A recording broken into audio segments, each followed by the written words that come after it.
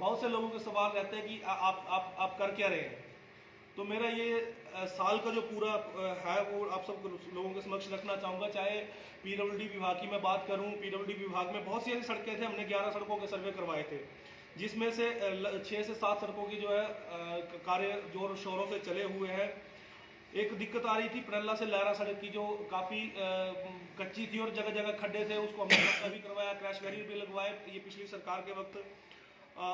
लेकिन एक बहुत सी सड़कें जिनका काम शुरू होना था, एक सरान से चौड़ा डाडर सड़क है, उसको लेके पिछली सरकार के वक्त भी भरपूर प्रयास किए, पूरे विधायक के सहयोग से जो है उस सड़क को स्वीकृति प्रदान की गई, FRA जो उसका क्लियरेंस हुई, लेकिन आचार संहिता लगने के बाद उस कार्य वो शुरू नहीं हो पाया था। लेकिन वर्तमान विधायक जी की श्री निर्णय जी के सहयोग से उस सड़क का कार्य जो है अभी हमने शुरू करवा दिया है और जोरों से वो जो कार्य चला है। अगर ये सड़क बनती है सरान से लेकर जो है पड़ल्ला से, जब ये सड़क जुड़ती है पड़ल्ला रोड से, तो लगभग 6 से 7 पंचायतों के लोगों को फायदा होगा। तो इसके अलावा हमने एक सर्वे करवाया था बंजल लोनी दलई सड़क का, जो कि उस समय तो उसका जमीन का हल नहीं हुआ था, लेकिन अभी उसका हल भी हो चुका है, लोग तैयार हो गए जमीन देने के लिए। नागेली से सरोल सड़क थी, उसका भी हमने सर्वे करवाया था, लेकिन वर्तमान विधायक जी का भी उसमें काफ़ी योगदान रहा है और वहाँ के स्थानीय लोगों को भी अभी जमीनें भी दे दी और उस सड़क का कार्य भी आरम्भ हो चुका है। और इसके अलावा लहरा गदरेड़ सड़क का भी अभी टेंडर लग गया है, वो इसमें भी वर्तमान विधायक जी हैं, इनका भी काफ़ी इसमें योगदान रहा है और हमारे वहाँ के स्थानीय वार्ड मेंबर तिलक जी, उनका भी विशेष, और पवन जी जो स्थानीय प्रधान है, काफ़ी उन सब लोगों का योगदान रहा है। और ये जो विकासात्मक कार्य होते हैं, इसमें सर्वप्रथम जो है स्थानीय जो जनप्रतिनिधि होते हैं उनका फर्ज बनता है और उन सबके सहयोग से मिलकर ये काम होते हैं। और अगर सड़कें कहीं बननी है, आज भी मैं कह रहा हूँ कि 11 से 12 सड़कों के हमने सर्वे करवाए हैं, उसमें अगर 6 से 7 सड़कों के काम लगे हैं, तो उसमें सबसे ज़्यादा अगर सहयोग रहा है तो वो स्थानीय जनता का रहा है, जिन लोगों ने जमीनें दान की है। हमारा तो मात्र कागजी कार्रवाई होती है, बाकी जो जमीनें दान करते हैं सबसे बड़ा दान वो होता है, और उन लोगों की वजह से सड़कों के कार्य लगे हुए हैं। कुठेड़ पंचायत की जो सड़क का काम, जैसे मैं पिछली बार बताया था कि हम कार्य शुरू करने जा रहे हैं, कुठेड़ मल्ला सड़क, तो वो आज से जो सड़क है, पहला जो पार्ट था 1.5 किलोमीटर का, वो सड़क बन के तैयार हो चुकी है और आगे का नेक्स्ट पार्ट की जो वो टेंडर की तैयारियां चली हुई है। तो इस तरह के जो बहुत से कार्य थे, टुलाड़ा गुराड़ी सड़क के लिए मैं पिछली बार कहा था कि इतने सड़क के खड्डे पड़े हुए हैं कि मतलब वहाँ से जाना इतना मुश्किल हो जाता है। लेकिन मैं धन्यवाद करना चाहूँगा जो हमारे अभी भरमौर के जो एक्सिन है मीत जी, उन्होंने अभी उस सड़क को प्राथमिकता पे लिया और लगभग आधी से ज़्यादा सड़क जो वो पक्की हो चुकी है, थोड़ा सा कार्य और बचा, वो आगे आने वाले दिनों में उसके लिए भी हमने कार्य करना है। और भी जो भी पीडब्ल्यूडी विभाग संबंधित कार्य थे, हमने कुमारका पंचायत में सर्वे करवाया था, उसमें कुछ गिफ्ट डीड की इशू आ रहा था, वो अभी हल हो चुका है, उसका पैसा पड़ा है, बहुत जल्द उसका टेंडर शुरू होने वाला है। कुमारका भरानी सड़क और कुमारका जो टिकरबग से लेकर मनोग सड़क है, उसका भी अभी हमने सर्वे करवाया है और गिफ्ट डीड की जो प्रोसेसिंग है वो चली हुई है। जितना संभव हो सकता है अपनी तरफ से हमने प्रयास किया कि उन सभी योजनाओं का जो लोगों को धरातल पर बेनिफिट मिले। शिक्षा के क्षेत्र में अगर हम बात करें, शिक्षा विभाग संबंधित, जैसे हमने पिछले जो सरकार के वक्त हमने कई सारे ऐसे स्कूल खुलवाए थे, लेकिन बड़े अफसोस की बात है कि उसमें से एक हमारा चित्रेड़ी वाला जो डिनोटिफाई भी हो गया है, लेकिन एक जो हमारा सीनियर सेकेंडरी स्कूल रान का था, जो कि हमारी 2 पंचायतों का केंद्र बिंदु था, और बहुत से बच्चे ऐसे थे जो कि 100 में आते थे, 7 से 8 किलोमीटर, और लगातार 2 से 2.5 घंटे का जो पैदल रास्ता उनको डेली तय करना पड़ता था। लेकिन पूर्व मुख्यमंत्री श्रीमान जयराम ठाकुर जी के आशीर्वाद से हमने उसको जो है अपग्रेड करवाया और सीनियर सेकेंडरी स्कूल वहाँ खुला था। लेकिन नवनियुक्त सरकार बनते ही सबसे पहले उसको डिनोटिफाई किया। लेकिन मैं धन्यवाद करना चाहूँगा हमारे जो सदर के विधायक हैं, उन्होंने भी इसको प्रायोरिटी पे लिया और साथ में जो वहाँ के स्थानीय जनता भी, उन्होंने भी उस वक्त आवाज़ उठाई और वो स्कूल डिनोटिफाई हुआ स्कूल, उसको हमने दोबारा से रिनोटिफाई करवाया। और मैं बधाई देना चाहूँगा जनता, सभी जो सरान और ग्वाड़ की जनता है, और साथ में विधायक जी का भी धन्यवाद करता हूँ, उन्होंने हमारा इसमें सहयोग किया है। और एक बात और हमने जुमार स्कूल की कही थी, जो सदन में हमने उसकी आवाज़ उठाई थी कि कई सालों से जो अब एक भवन बन के तैयार हो गया है, लाखों रुपए खर्च हुए, लेकिन बार बार उसको रिपेयरिंग होती है, लेकिन उसको अभी शिफ्ट नहीं किया गया था। कई सारा पैसा उसके ऊपर खर्च हुआ, पैसों का दुरुपयोग हुआ, सीधा मैं तो ये वो बात बोलता हूँ। अभी हमने उसका बैठ के हल करवाया, स्थानीय जो प्रधान जी है और या वहाँ के जो लोकल जनप्रतिनिधि है उनके साथ बैठ के, और जमीन जो थी वो नाम करवा के अभी उसकी हमने 2 लाख रुपए माननीय एडीएम महोदय से लेके उसकी रिपेयरिंग करवा दी, और शायद हो सकता है 1-2 महीने वो उसको हम जो भवन अपना बना हुआ है स्कूल का, प्राथमिक पाठशाला जुमुआर का, वो उसमें शिफ्ट होगा। और वो जो है कई सालों से जो वो एक कुटिया है, साधु की कुटिया, जो उसमें जो चल रहा था, मंदिर में स्कूल चल रहा था, तो अभी वो उसका हल जो वो होने वाला है। ऐसे बहुत सारे कार्य हैं शिक्षा के विभाग में, लेकिन सबसे बड़ा बात जो हमने पिछली बार कही थी कि हम ऐसा करने जा रहे हैं, वो आज हमने कर दिया। वो कुठेड़ पंचायत और जो सराण पंचायत है, दोनों पंचायतों में लाइब्रेरी की शुरुआत हमने करी है। और शायद मुझे लगता है कि पंचायत स्तर पे पूरे जिला में पहली बार ऐसा होगा। और हमने अपने बजट से जो है सराहन पंचायत और कुठेड़ में दो लाइब्रेरियाँ खोली है। और सराहन की जो लाइब्रेरी है इसमें 4 से 5 पंचायतों के लोगों को फायदा हो सकता है, और कुठेड़ में भी शायद 2 पंचायतों को के बच्चों को फायदा होगा। और लगभग 1-1 लाख रुपए हमने अपने जो जिला परिषद का बजट था उसमें से जो 15 विधियों का है उसमें से किताबें खरीद कर दी है, जिसमें आज जो है छोटे से टेस्ट से लेकर जो है बड़े से बड़े टेस्ट तक जो है उसको उसका फायदा हो सकता है। और एक जो एक गंदे पानी की समस्या की हमारे सामने आया था इशू ककियाँ स्कूल का, तो बोलते कि वहाँ ओपन कहीं टैंक वगैरह का इशू था। हमने IPH वालों को बोला है, लेकिन स्कूल में हमने 1 लाख रुपए से कूलर लगवाया वहाँ पे और फिल्टर भी लगाया ताकि बच्चों को साफ जो है जल मिल सके। हम ये चाहते हैं कि इस तरह के जो कार्य है वो सभी पंचायतों में हो, लेकिन हमारे अकेले के बस में नहीं है, क्योंकि अब 14-15 लाख या 20 लाख तक हमारा बजट जो सेंटर दे रही है उसमें भी गाइडलाइनें ऐसी दी हुई है कि पैसों का मान लो दुरुपयोग है, सीधी सी बात है। पर हम फिर भी जैसे कैसे एडजस्ट कर रहे हैं।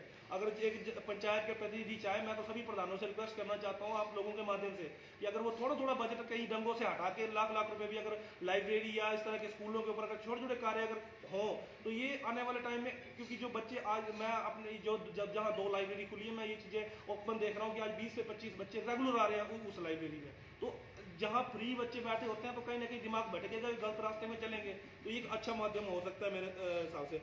बाकी अगर हेल्थ की बात करूं तो जैसे AHC सरान की मैं बात करता हूं, तो पिछले साल हमने कहा था कि हम कुछ करेंगे, तो वहाँ जो स्टाफ था सबसे पहले हमने उस स्टाफ को पूरा करवा वहाँ पे अब हो चुका है। और सबसे बड़ी बात उसके पास अपना भवन नहीं था, तो आज उसका FRA क्लियरेंस जो था वो पूर्ण हो चुका है, विभाग के नाम जमीन हो चुकी है। और शायद अब मुझे लगता है करीबन 70 लाख रुपए की DPR तैयार हुई है, जो कि अपना भवन उसको रिसीव होगा आने वाले टाइम में। तो वो एक बहुत बड़ी उपलब्धि मैं अपने आप को इस चीज़ को मान सकता हूँ।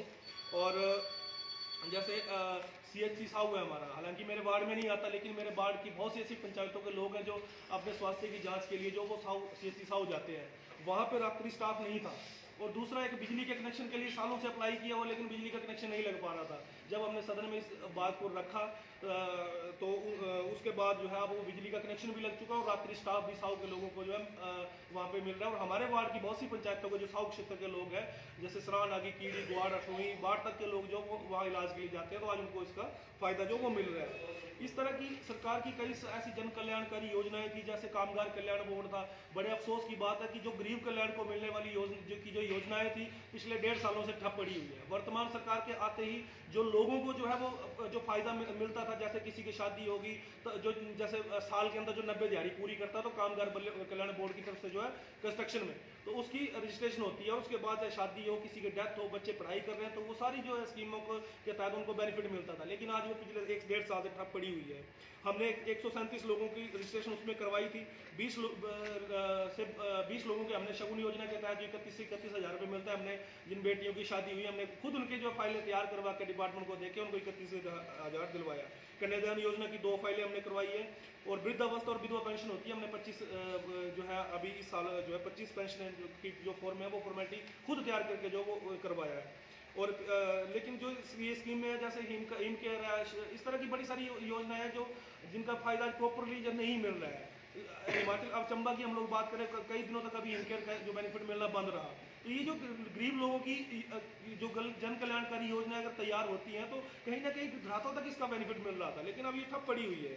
और पर्यटन की दृष्टि के इसके से हम बात करें तो हमने जैसे पहले कहा था कि डुलारा, जमुआर और खजियोड़, चकुंड, इस तरह की हमारे वार्ड की जो कुछ लोकेशन है जहाँ पे जिसको टूरिज्म की दृष्टि से अगर हाईलाइट करें तो काफ़ी अच्छा कार्य हो सकता है। तो एक सरकार की नई मंजिल नई राह योजना थी, हमने उसकी फाइल बना के दी थी, लेकिन अब फाइलें मुझे लगता है दब गई हैं, क्योंकि पिछले 1.5 साल में उसके ऊपर कोई कार्रवाई नहीं हुई। हाँ, अभी जो हमारे वर्तमान BDO साहब हैं मैला के, उन्होंने एक इनिशिएटिव लिया है। डुलारा पंचायत में जो बासुकी नाग ट्रैक है उसके लिए उन्होंने खुद एक इनिशिएटिव लिया है और उसकी फाइल तैयार करके जो है शिमला जा चुकी है, और मुझे लगता है कोई बड़ा कार्य इसमें होगा। बाकी एक हमने बात करी थी पिछले साल, कहा था कि हम ऐसा करेंगे, वो ये था कि खजियोड़ झील जो है हमारी ग्वाड़ पंचायत में बहुत ज़बरदस्त लोकेशन है। हमने वहाँ पर अपने जो है जो बजट है उसमें से सेल्फी पॉइंट वहाँ पे लगाया। एक बनागई माता है कुठेड़ पंचायत से लगभग 2-2.5 घंटे का पैदल रास्ता है, तो वहाँ ऊपर हमने सेल्फी पॉइंट भी लगाया। तो उस सेल्फी पॉइंट का फ़ायदा ये हुआ कि अब तो वहाँ आजकल सोशल मीडिया का ज़माना है और हर कोई सेल्फी शेयर करता है, तो अब धीरे धीरे लोग जाना वहाँ शुरू हो चुके हैं। और मेरे ध्यान में ये है कि आने वाला जो 1 साल है, मेरी कोशिश ये रहेगी, मैंने 10 लोकेशनें और तय की है जहाँ पे मुझे ये कार्य करना हो, सेल्फी पॉइंट वहाँ पे लगाने हैं। और बिजली के क्षेत्र की बात करूं तो उसमें बाढ़ पंचायत का क्षेत्र है, आगार क्षेत्र, 24 लाख रुपए की योजना स्वीकृत थी, परंतु काफ़ी समय से वो ठप पड़ी थी। जब सदन में हमने आवाज़ उठाई, वो 24 लाख भी निकला और वो काम भी धरातल पे आज पूरा हो चुका है। और ग्वाड़ पंचायत की हम बात करें, बेईग्राम में ट्रांसफार्मर नया लगाया है, और क्योंकि वहाँ पे जैसे बारिश वगैरह थोड़ी थोड़ी भी हो तो मतलब वो अंधेरा छा जाता था और मैक्सिमम डिम रहती थी। और वहाँ के बच्चे हमने देखा है कि वो पूरे डिस्ट्रिक्ट लेवल में एजुकेशन में भी टॉप कर रहे हैं उस गांव के बच्चे, लेकिन अंधेरे में रहते थे। आज वहाँ पे ट्रांसफार्मर लग चुका है और बिजली की अच्छी सुविधा उनको मिल रही है। और इसके अलावा है हमारी अठलुई पंचायत में बेई था, वहाँ ट्रांसफार्मर पहुँच चुका है लेकिन अभी लगा नहीं है। हमने जो वर्तमान विधायक जी हैं उनके भी अभी जो जो कीड़ी का दौरा हुआ था उसमें भी वहाँ के स्थानीय लोगों के साथ मिलकर हमने ये मांग रखी और बहुत जल्द उसका हल होने वाला है। और कीड़ी पंचायत का है मटियारा, पदनुई, सराड़ में चुल्ला गांव है। इस तरह के कुछ और बच रहे हैं जहाँ पे अभी ये बिजली का कार्य होना बाकी है।